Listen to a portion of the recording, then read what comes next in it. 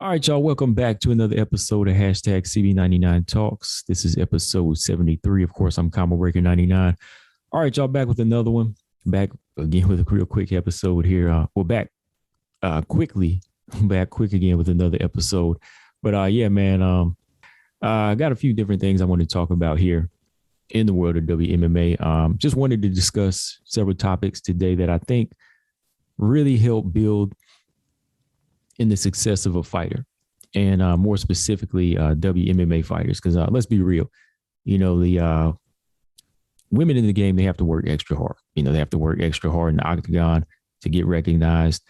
And as far as building their stock, they also have to work hard at that. So they have to stay on it in the gym, and as far as building their brand. So, there's just several things that happen in the past few weeks, about past few months in the world of WMMA and MMA period, that I feel like a lot of the women, they can kind of follow, they can kind of follow this blueprint to success. The first topic I just want to revisit here and just kind of liken it to the theme is Lauren Murphy. Lauren Murphy in her post-fight interview to Valentina Shevchenko, where she discussed Valentina Shevchenko and her comparisons to Michael Jordan.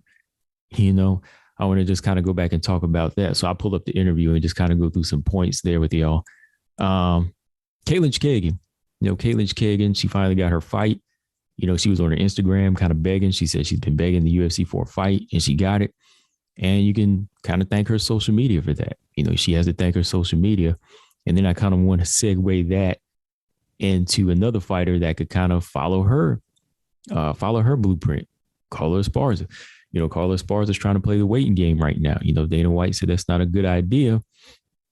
So, she needs to do something, right? She needs to do something that makes us want to see this rematch with Rose or fight. I talked about this in another video, so I just want to revisit that in this episode. And last, I want to talk about Manon Fiorot. Manon Fiorot, I discussed the interview where she talked about, the dealing with the symptoms of, the 19 and how it affected her performance. But I just want to talk about the good side to it, where she was able to show the heart, the drive, and how she overcame adversity. It may not have been a performance that she wanted, but she looked good, right? She looked good overall. So I want to kind of go back and just kind of look at some key points in that interview, because I think a lot of people still missed it, But yeah, backtracking here, as y'all know, Lauren Murphy, she battled it out with Valentina Shevchenko, and that was her first stoppage loss, right? And Lauren Murphy, this was on 266, UFC 266. And Lauren Murphy, she went back and talked about her performance. And, we all been talking about that since. Lauren Murphy, we've always kind of looked at her as that hard worker type of fighter. Like Cynthia Calvillo said, she doesn't really show anything special. She's just a grinder and a hard worker. So when you go in there with somebody, Valentina Shevchenko, you're going to see the difference in level. Lauren Murphy was on her 5-fight winning streak. Valentina Shevchenko was on a dominant 5-title defense run, right? So right there, you could already kind of see the level. I know some people would say styles make fights, but it's bigger than that, especially when it comes to the champion. But Lauren Murphy, she did this interview where she was just discussing what it was like being in there with Valentina Shevchenko. And she said, this must what it be like. This is must what it's like to face off against the legendary Michael Jordan in a one-on-one basketball game, right? So when I heard that right away, I was like, okay, so this is a humble fighter. This is a humble fighter that's showing the respect to the champion and what level they're on. She's not making any excuses. I know she said some things about her trainer not being there and that kind of having some effects and some possibilities of, pulling out of the fight. But I think she finally realized what the fight was, and who the opponent she was in there with is, So when it comes down to it, she knows that those different things wouldn't affect it. They wouldn't affect her performance. So here's what she said. She was incredible. It was pretty crazy to be in there. with somebody at that level because I never truly competed with anybody at that level. I don't remember the fourth round really. So I guess that's pretty good. It's a bummer to lose. And that's the first time I've ever been finished. I think it was a good stoppage. I was pretty much out of it by the time the referee pulled her off of me. It was definitely not the outcome we wanted. But to be honest, it was pretty cool to be in there with the martial artists of her caliber.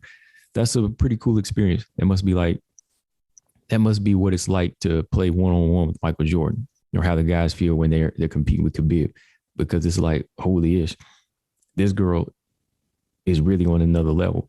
So that's crazy though, man, because it was like, going into the fight, the buildup and the confidence that fighter had, they knew all along that's just a mask. You know what I mean? They just knew that was a mask. For Lauren Murphy, she talked about how she was a complete fighter, but deep down she knew that the things that she possesses, the tools that she possessed, was not going to be enough to face Valentina Shevchenko. She just had to take that shot, right? She just had to go in there and take that shot. And we can understand now why she wasn't really jumping at the opportunity, right?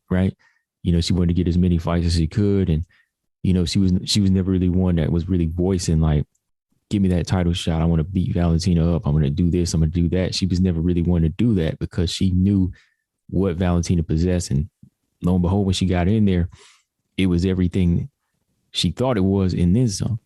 So, Calvillo was right on that point that you can see the big difference. Like, what she has is not going to be enough to deal with her.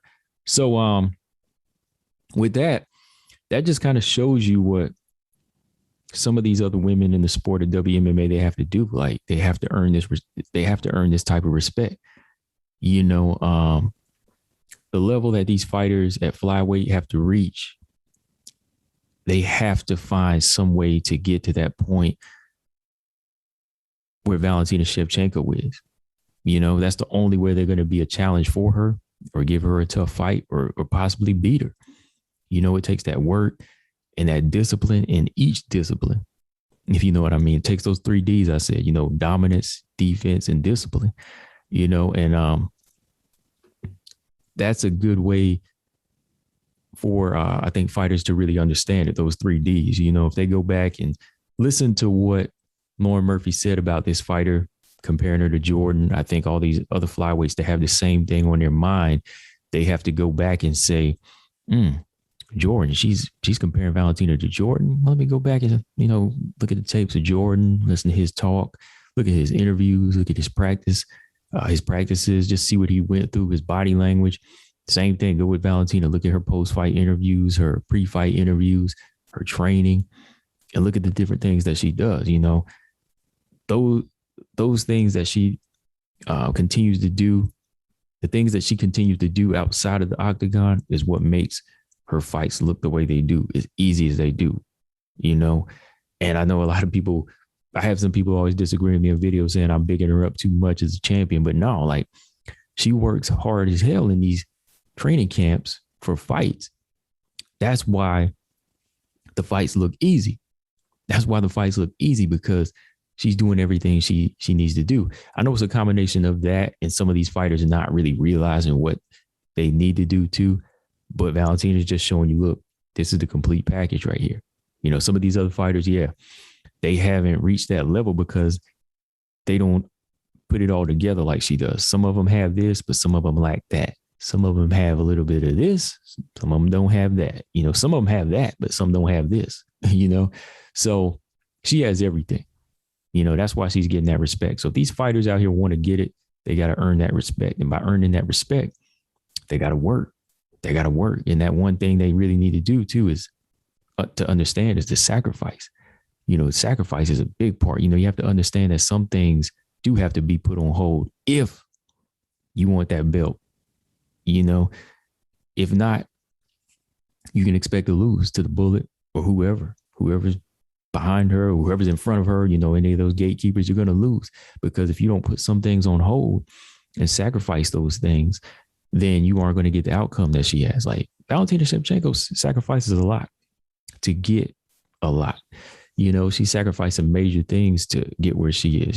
She's always talking about how, She's dedicated to the sport. And one of the things that keeps her dedicated is because, she's not really in some serious relationships as well that kind of, put things on hold as far as, getting to the belt. She knows like to get here, the fight game has to outweigh what's going on in my personal life in some ways. Yeah, she gets to travel and do other things, but when it comes down to fighting, she's making sure that those type of barriers that you put in front of yourself, like certain types of relationships, she doesn't let that affect her. She doesn't even choose those type of things. It's always about the fight game, and that's the thing, man. Like if you want to be champion, especially if you want to beat her, you have to eat, sleep, breathe MMA. Some fighters say they do that, but not all the time, I think. I don't think so. That's why they come up short when they challenge her or they get beat before they even get on a solid streak to get to the title, So, yeah, that's one way to look at it, I think, for, some of these women fighters out here. Go back and look at this interview and just see what Lauren Murphy said about Valentina Shevchenko, the comparisons, and that'll kind of give you an idea of what you need to do as a fighter, to make it, we got to earn this type of respect. I got to be on another level. Like Lauren Murphy, yeah, good fighter, but to get her to say these type of things about her, you got to be on that top level, you know what I mean? And do the damage you did. First person to stop Lauren Murphy. And then Lauren Murphy, like she said, she was out of it in the fourth round. Like that's how bad the beating was. And that's how blinded she was by the talent, Also watch what Amanda Nunes did to Megan Anderson. I mean, just by body language alone, she couldn't handle that. It was a mixture of starstruck and just fear. So yeah, that's one of the comparisons. I just kind of wanted to go back and kind of like in that. Well, this Jordan comparison was just something I want to go back and put that in today's topic as far as how these women and men, they can find success in the game. They have to really earn that type of respect. They have to really go back and think about what is in my life that's kind of holding me back. What do I need more of? What I need less of? Right. So, yeah, let me know in the comment section what y'all think about that. Like, even the fact about Lauren Murphy saying that, like, when a fighter feels that way, do they just go on as a career fighter and, not try for the title again? That doesn't sound like a fighter that wants to challenge for a second title run, does it? So, yeah. Moving on, though, Caitlin Chikagan, I talked about this in another video. Caitlin Chikagan, she had taken to her IG and, she basically said that, look, I've been begging the UFC for a fight. Who do you want to see me fight next? She tagged everybody in there and, everybody answered, all her fans were answering, not everybody, but, a good number of fans were putting their suggestions in there. I myself put my suggestion, which is happening, a rematch with either Jessica Eye or Jennifer Maia. At the time, Jessica Eye was lined up to face Andrea Lee, so that was out. So Jennifer Maia was looking like the more logical opponent, even though Jennifer Maia called out Andrade, right? So Caitlin Chikagan, she said, look, I want to fight. I've been begging for one. She's never been one to not want to fight. So she was just putting it out there that, look, hey, who do you want to see me fight, to help kind of push her? So, yeah, coming up in January 15th to be exact, she has a rematch coming up with Jennifer Maia. This is a rematch to their November 2019 fight, which Chikagan won by decision. So this is a good chance for Jennifer Maia to challenge a gatekeeper, possibly get her rematch against Valentina Shevchenko, right? So what do you guys think? Do you think it'll be the same thing? I'm not really going to talk about the fight now, but do you think Caitlin Chikagan win that fight, or do you think Maia can learn from her mistakes and win this time? I think the fight is still 50-50 in my opinion. It all depends on what Chikagan and Maia shows up. That's how it is with these fighters that are under Valentina. They tend to be 50-50 all the time. But what I want to talk about, though, really is Caitlin Chikagan, her ability to understand her social media and stay in contact with her fans here. Like, this was the time where you needed the fans because you said you were begging for a fight and you weren't getting it. So what did she do? she had to tell her fans, hey, fans, UFC's not giving me a fight. I've been asking for a fight behind the scenes, but they're not getting it. So who do you want to see me fight? So when a fighter does that, it takes them straight to the source, and the fans, they get to put their input. So when the fans speak, her bosses listen. You know, that's what the beautiful thing about social media, right? That's why fighters need to use it more. Like Caitlin said, look, behind the scenes, they won't give me a fight. So what am I going to do? I'm going to go on my IG. I'm going to tag them. And then I'm going to ask my fans who they want to see me fight. So Dana, McMahon, the UFC sees all these people that want to see Caitlin return, and they're going to give their suggestions. So McMahon, whether they do the matchmakers, they say, oh, okay, let's see. These are the suggestions that the fans want. They do want to see her. It's like over 100, 200 comments. All right, so let's get a dance partner. Let's get her a dance partner that's free in the next couple of months. So what do? Check it out. Boom, Jennifer Maia. You got a rematch with Caitlin Chikagan. So that's smart. That's smart on Caitlin Chikagan. Shout out to her for doing that. Because, you know, like I said, that's a big part of these women getting fights. I think the women need it more so than the men, you know, because the men are going to get their fights. I mean, there's some special situations, but the men are going to get their fights. You know, the women, they need to stay on it here because, you know, like I said, WMMA, it still has a fan base that, has a very close-knit fan base right now, but there's still a lot of men that watch MMA that still don't care for the women, right? So nobody's really going to be begging for their fights. So yeah, you have to stay on your social media and stay tight-knit with the fans that you do have. So with that being said, Caitlin used it the right way. You know, she went on there, said, hey, can I get a fight? They're not helping me. Fans help out, and that worked. So let's go right into Carla Esparza. You know, this is a fighter right now that is on a 5-fight winning streak, but it doesn't look like she's getting a title shot anytime soon, right? Matter of fact, let's go ahead and pull up her ranking here. I just did a video today. I want to make sure I had the right ranking for Carla Esparza. Was she number 3, right? I know since Joanna's exit, everybody bumped up a spot, but let's make sure here. So yeah, Carla is a fighter right now that's without a fight, without a title shot. She's on a 5-fight win streak. Should have got the rematch against Rose before Zhang Weili, but Zhang Weili has the money, has the backing. So yeah, that says it all. Yeah, Carla's number 2 right now.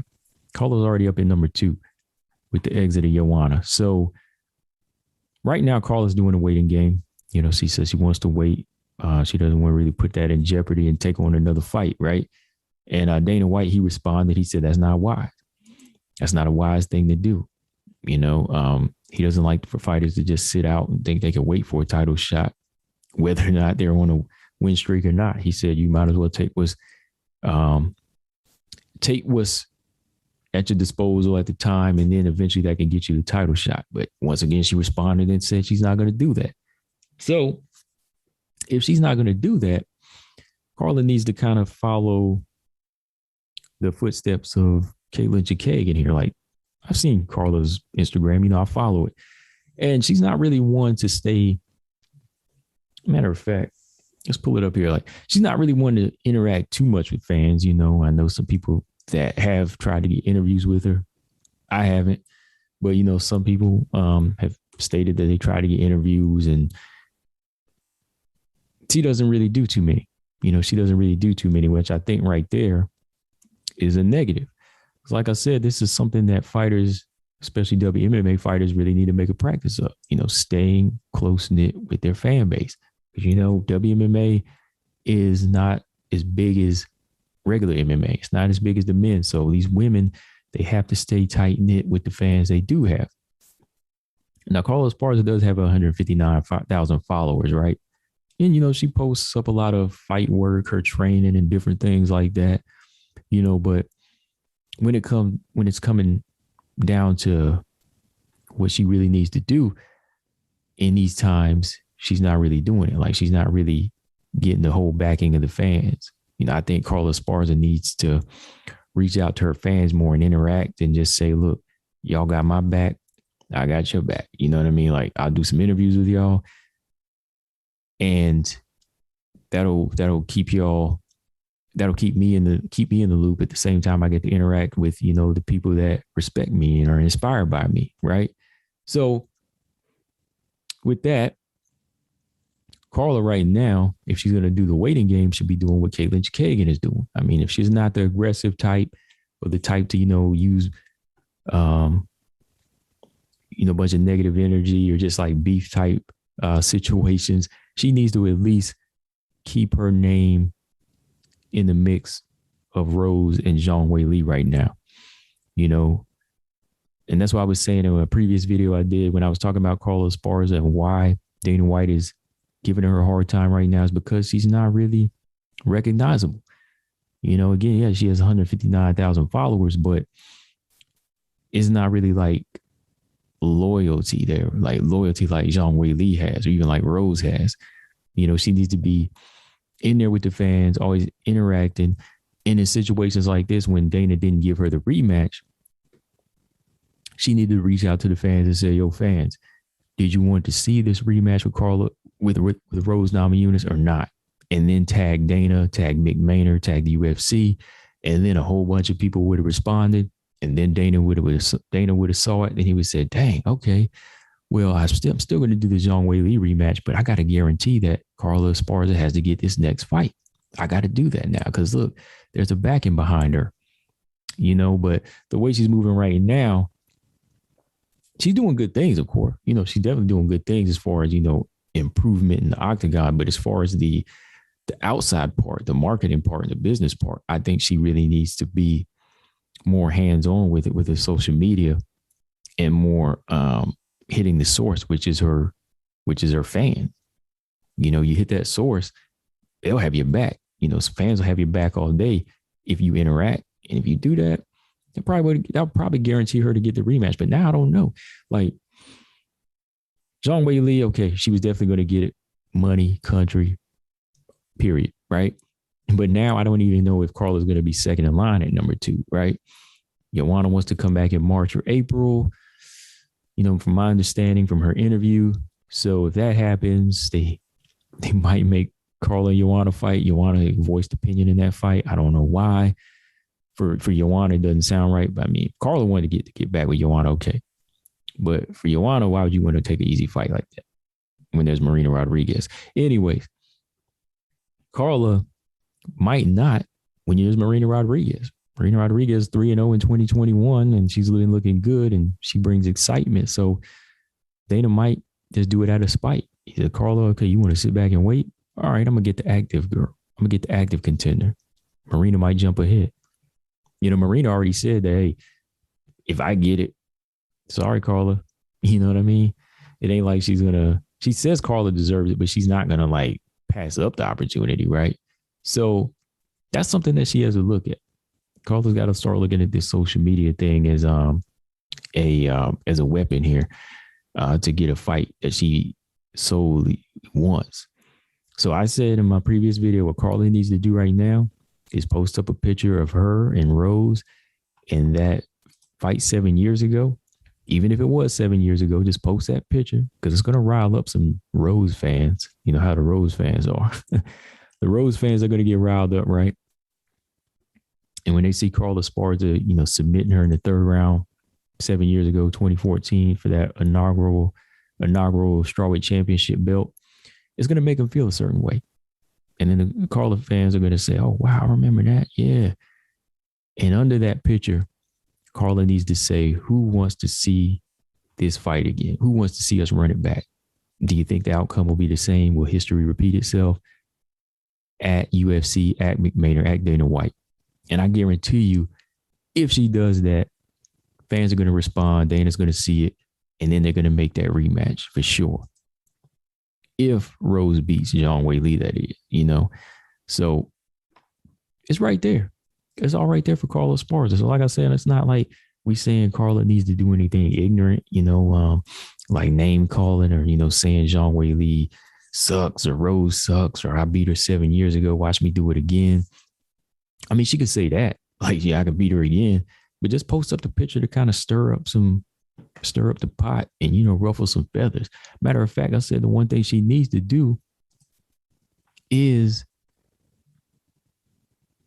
show up at UFC 268 at the press conference, or at the weigh-in or something, and say, "Hey Dana, pull a Juliana Pena. Say, hey Dana, where do I get my shot? Can I get this shot? Can I take on the winner of this fight?" And then people are gonna say, "Who is this?" They'll kind of go back and look. Oh, this is the girl that stopped Rose, right? So many of things she could do, because if you're not gonna fight anymore, which you really don't need to, this is the second option. Because there's two things you can do. There's keep fighting and just stay active. But since you already fought 5 fights, there's one thing left for her to do, one thing left for Carla to do to secure the fight, and that's be vocal. Be vocal. Hit UFC 268. Start posting some old pictures of her and Rose fighting on her IG, and tag Dana, man. Yeah, got to. So yeah, let me know, guys, what y'all think though, man. Like Carla, she's letting it slip away. Like I said, that's a fighter right there that needs to do what Caitlin's doing, and a lot of fighters need to do that. Stay one with their fans and just get that, get that interaction with them, and they'll have your back. Yeah, fans will definitely have your back. If you are loyal to them. It's give and take, right? So yeah, moving on. Last topic here. Manon Fiorot, y'all know, a few weeks back. Well, shout out to Manon Fiorot. She's actually in the top 15 now. She's number 14. After her dominant win over Mayra Bueno Silva. And let me just make sure. Let me see here. Yeah, that was a few weeks ago, October 16th. And much like everybody else, me studying Manon and seeing all her fights and being a fan of her, I could see that there was a difference in the performance. It was dominant. She did what she needed to do to win, but I could definitely see there was something about her in that fight that wasn't right, And shout out to Jean Michel a while back, right after the fight, sent me an interview with Manon with French media, France media, and it was in French. So I had to translate the article, and it was a juicy article. It was a nice, detailed, thorough article. I posted a link for y'all to see, and she went in on the different situations that she was in as far as testing positive, the training, the sparring, how she felt in the fight, how she was about dead, but she kept pushing. Just a lot of different things here, as she talked about. And it kind of built up her stock even more. Like the more I read it, I was more intrigued, because instead of using excuses like, oh man, I could have did this, but my back was hurt. No, I could have did this, but she did this. And, she was dirty. There was nothing like that. There was nothing like that. It was all like, I felt bad, but I kept pushing. I felt bad, but I overcame. Legs were gone, stamina was gone, but I still went through the motions to win. That's what kind of built her stock up even more to me and made me become even more of a fan. Y'all already know I'm a fan of her, one of the triple threat. But yeah, the interview here, I'm going to kind of go through some key points here. The title said, I stayed 5 days lying down. Manon Fiorot counts her victory in the UFC 3 weeks after the, positive test. So yeah, she was sick from the sea. She felt the symptoms, sparring, sparring was rough after being removed from quarantine. She was tough, it was tough. She was feeling the pain. The UFC thought she was asymptomatic, which she wasn't. So after 3 weeks, she was set to return. They thought she was asymptomatic. So they say, all right, after 3 weeks, you should be good. We're putting you back in there. But if they didn't know, she was still feeling the pain, Matter of fact, let's go through the interview here. Let's see. I got to translate it real quick for y'all. And like I said, I already went through it on a live stream, but there's just some good points here. I want to liken it to this episode, man. Let's see. Okay. All right. So she did say at the time. She had resumed training on Monday. They did the sparring again because we had to see where I was at after this period. The first 2 days were really complicated. I managed to spar, but I was in pain all over. It was really hard, but it was getting better day by day. At the end of the week, I thought I had recovered 100%, but that wasn't quite it, especially since I had small injuries because we really sparred all week, which I never normally do. But this was a fight week. So it was all complicated. It was the week of the fight. It was all complicated. It was just hard for her. Okay, I see. Okay. So let's see. So yeah, right there, the sparring right after quarantine was rough on her. She was feeling pain. She wasn't asymptomatic. They said, did you feel a difference about the start of the fight? And what did you feel most about? So this is translated from English, so it's going to be a little off. She said, after the first minute of the fight, I felt it was not as usual. I felt it on my cardio, especially on the muscular level. I was in pain all over. I had trouble sending the blows. I was not released as usual. So yeah, that goes back to what we said. I think we all agree, everybody comes to the channel. Well, myself, first of all, I definitely felt something was off. I could see it in her performance. She was pushing her strikes, like I said, from the first round. And another thing we will talk about is the injury, to the calf, because she did look a little tender there. But one of the things I did say, at the beginning of the round was like, she was pushing some combinations that seemed like were just off. Like she was throwing this right hook that was missing by a mile. It was just too like inner hook. Like she wasn't looping it out enough. Like the right hook was loopy. It wasn't loopy enough. She would turn it in. And then she would like throw these like combinations where she was like pushing her whole body behind it instead of like throwing the rangy shots. Cause Manon is a long fighter. When she throws her 1-2, she can, go pop, pop real quick without getting in the range of her opponent. This one, she was throwing her whole body behind these shots and they still had not much on it. But yeah, after that first round, you could really see like she was not really huffing and puffing, but it was taking a lot to get these shots off. So yeah, I definitely seen that in there that night. Definitely seen that in there. Let's see what else. Hold on. And so yeah, you could definitely tell that affected her cardio because yeah, she couldn't get the full off extensions. And yeah, you could tell like she must have been in pain because she was sensitive to the calf kicks. Like never really seen her hurt that bad. I know Mayra Bueno Silva has power, but when she was hit with calf kicks, you could see that it must have really hurting the muscle. That's why she reacted the way she did, So it said, when C affected you, especially at this point, did you hesitate to forfeit this fight less than a month later? She said, yes. Not necessarily for my coach, but because in training, in sparring, I won rounds easily. And for my part, I tried to tell him it was harder than usual, but he was having a hard time seeing it because I was throwing the same number of hits. Okay, so her trainer felt like she was good to go because of she wasn't showing the pain. Wasn't showing the pain, but she said it was hard. Let's see. Yeah, so she spent 5 days lying down in bed without being able to do anything. And then, she still had the fever. Let's see. So yeah, those are the main points. So she said, they asked her, are you fully recovered? Do you still feel the same? Some difficulty, physical difficulty. She said there's a bit of everything going down there. So I don't know if it's the C or the fatigue, but yeah, she still feels tired. This was right after the fight. So yeah. And they said, can you make it wait a bit before getting back into the cage to fight to get back to 100%?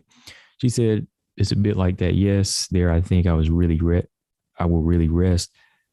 I also have a small injury to the shin from the calf kicks that I took during the fight. So I have to go for exams to see exactly what I have. And then we'll see depending on the results. But whatever happens, I have to really rest for 2 or 3 weeks without doing anything. All right. So that was another thing that, I noticed as well. Like the calf kicks were definitely doing damage from the first round. Mayra Bueno Silva didn't land that many either, So that with a combination of her body being tender, they probably did more damage. Her body still ached, her muscles ached. So calf kicks definitely did their damage. And after the post-fight interview in the ring, you could kind of see her limping. So everything that you've seen with Manon was pretty much spot on but I like the fact she didn't make any excuses. You know, she was coming off of the sea, you know, and she still had a solid performance. And there was some damage done in there. You know, it was an off night. But with that being said, after just going through that interview, I don't think this is a time to be disappointed, you know, especially for her as a fighter. Like, we might say, okay, she didn't get the knockout. But me as a fan of the fight game and what a fighter shows as far as still wanting it and dominating in the fashion that they did, I still enjoy it. Because not everybody's going to look 100% or look the same. But if they can go through the motions and get every round in the bag, I'm happy. You know, I wanted to see the knockout, and she did too. You know, I wanted to see the stoppage because that's what I call for. But I know that a fighter won't show up the same way every night. Some nights are like this. So it's not a time to be disappointed. It's time to be proud. You know, most fighters that come in that say they're close to 100% with nothing wrong with them don't even look this dominant. You know, some fighters on their best days don't look this dominant. You know, she still had more than enough to control her opponent, who was very dangerous, you know, full-fledged flyweight, right? And she still handled it well. Of course, by my standards, like I said, I'll call it when I notice something's off. And I did. I said, okay, something looks off. Wasn't making excuses. I just said, she really looked off from what we see. And it wasn't because of the style matchup. Something on her side was not right. And it wasn't, you know. So I'll still tell you that, look, if it doesn't look the same, but it gets it done, I'm impressed. You know, she gave Silva no breathing room. She still showed all of her tools the way she could. You know, her stand-up was in place. Her clinch game was. And let's not factor her ground game was on point. You know, she still got takedowns in this fight, which her ground game kind of looked a little bit better than her stand-up. So she still had a plan A and a plan. She had a plan A, but she had a plan B and C as well. You know, again, not every fight's going to be a walk in the park. There's going to be days when you're in there for the biggest challenge and something's going to be off, you know, sick or outside influences. It's all in if you have that will and skill combined to stay on task. And, you know, I think Manon, she had her eye on the prize to say, even though I'm hurting, I'm going to give it my all, get this night over with, and just go through my motions and do my thing. You know what I mean? So that's what she did. And she did it in a dominant way still. So we can't really say, okay, this was a night where she was exposed, because some people say that, no, it wasn't nothing about the mind games. We have legit proof here that she was out because she was sick, in pain, right? So other than that, I think that's what you have to do for these fighters now. Again, these women fighters, they want to be dominant. You have to overcome adversity. I think she overcame adversity in herself. Like, it wasn't really what her opponent brought to the table that was so dangerous. It was more so the mental battle and the physical battle she had to deal with, you know, the illness, like, because she had just called out of the fight, put it off, or because she had laid down and taken an L. Yeah, she could have did that. But it was in her to say, no, I got to do this. I got to do this. That's what other fighters have to learn. Like, dominance has to take over. You know, dominance, you got to be dominant no matter what. Even if you just push through the night, even if you don't look like yourself, let the dominance take over, and you got it. And that's what she did. You know, I know, you know, she's really a fighter that cares about how she looks and how dominant she is, because at first she was upset with herself. You know, I think every fighter has to be that critic. You know, I think everybody is their worst critic, right? You know, so I think she has to understand that, you know, there's going to be nights like that. And she did. She accepted it now. But a lot of fighters now, like women fighters now, WMMA fighters, you know, boxers, whoever, y'all want to make it in the game. This is how you overcome adversity. You know, you have to always be on it and understand that there's going to be bad nights, and making adjustments doesn't always mean you have to adjust to your opponent, but to yourself. You know, it's just got to be in you to always want it, and you'll get it. So based off of this fight and the pain she was in, the sickness, we may not, in the fact that she has to heal up 3 weeks, we might not see Manon challenge for, let's be real, she might not challenge for the title in like another year and a half or two, you know, which is fair, because she's got one more fight on this contract where she probably won't fight till 2022, which would be smart. You know, she's not going to get a fourth fight in now. It's 2 months late. And, you know, might as well heal up. So after she, in the interview, like she said, after she closes out this contract with one more fight, she's going to sign another 4-fight contract deal, right? So more than likely, she's going to fight 3 fights in 2022, if all goes well, right? So 4 more fights coming, 3 fights in 2022. The 4th fight might not be till 2023. And that 4th fight might be the title, going by what she said. Because let's see, with the desire for a 4th fight in the UFC before the end of the year, she said seems a little short considering all that we've been through, but we'll see. It also depends on what they'll offer us, but I don't think so. And let's see, your contract at the UFC was for 4 fights. That's it. They decided to give me to sign a new one right away for 4 more fights. It's in negotiations at the moment. But I will sign this fight. I will sign this second contract before making my 4th fight. Okay. So she's about to sign a new contract then. So with a total of 5 fights on the horizon, one of those might be a title shot. One of those might be the title shot. That last fight might be the title shot on her 8th fight, huh? What do y'all think? Let's see. Seeing as your career in the UFC starts, the difficulty to find challengers for the champ. Let's see.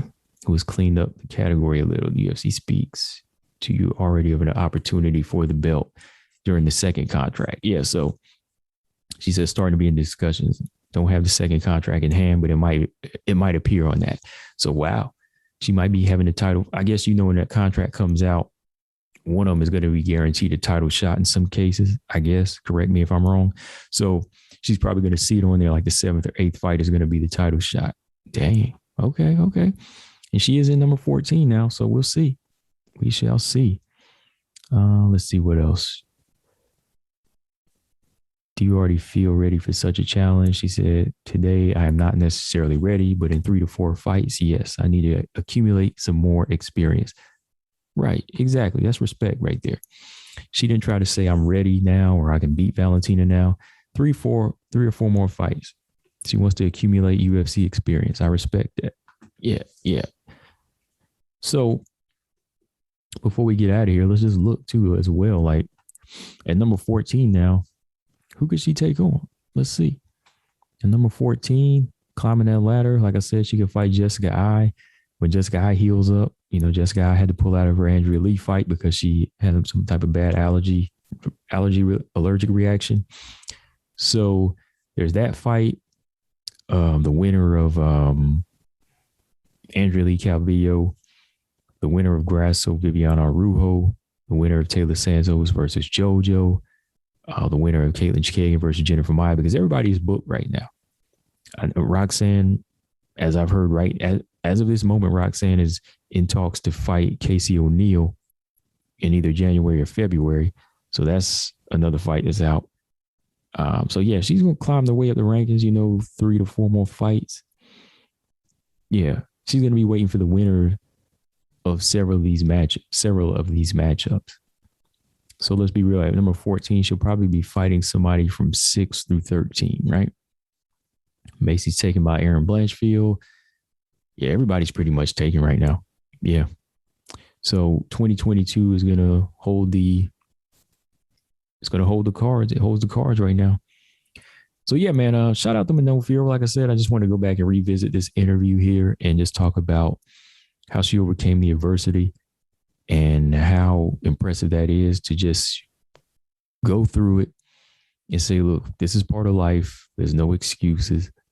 We're still going to do the fight. We're going to push through it. We're going to win every single round. And boom, that's how we do, you know? So yeah, I'm actually, well, I probably already dropped this episode, but since it's 73, what do y'all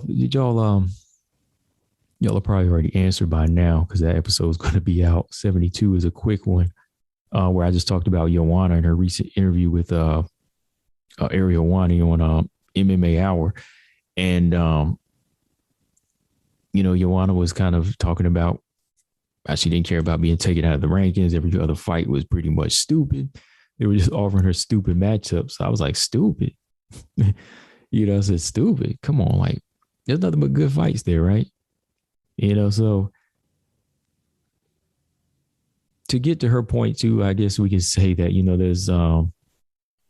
there's something you learn in what she's done as well, for these fighters who want to step out of the box and find success. Like Joanna's in that position now because she put in the hard work. Like I disagree with some of the things she says and does.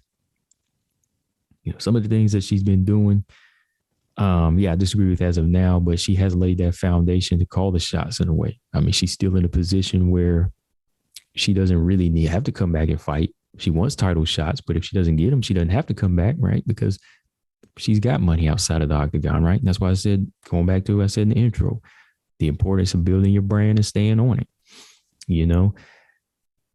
staying one with the fans, staying dominant in the octagon, in training, so yeah, I won't go into all of that anymore because I already did an episode before this, but yeah, Joanna, looking at it in a positive note, you can't take that from her. Like the fighters on the come up can't take that from her, that she did work hard in the beginning, in the middle, and the end. But that middle part, she was very dominant and went on a 5-fight title defense run because she was always dedicated.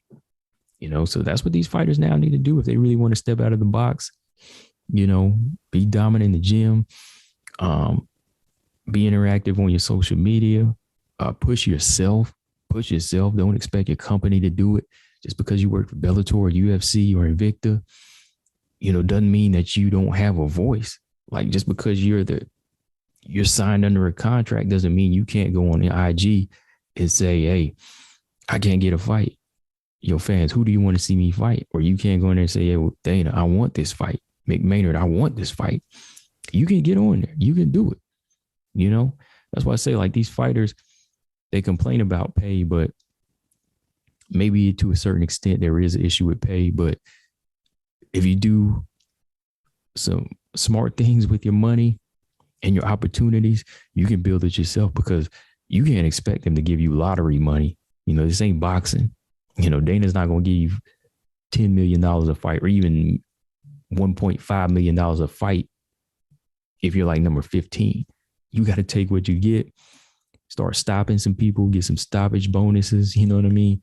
Get those $75,000 bonuses for quick finishes and take it into your own hands and make your own moves with, right? So it's not all about, being handed something. It's about taking the opportunity and making it grow, right?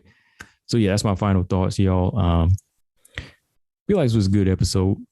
Like always, make sure y'all subscribe, to the YouTube channel, Combo Breaker 99. Subscribe to the show on these platforms: iTunes, Spotify, Stitcher, Google Play, Tuned In, all of those, Yeah, shout out to my new subscribers as well.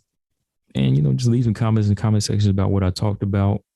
What do y'all think WMMA fighters have to do to really get recognized? That's a question for y'all. Like, what do they have to do to get recognized, to build their stock in the octagon and out the octagon? I think I gave y'all some good examples here. I'll see y'all on the next episode, which is coming quick. So yeah, catch me on that one. Catch me on live stream later. Combo Breaker 99. I'm out. Subscribe. Peace.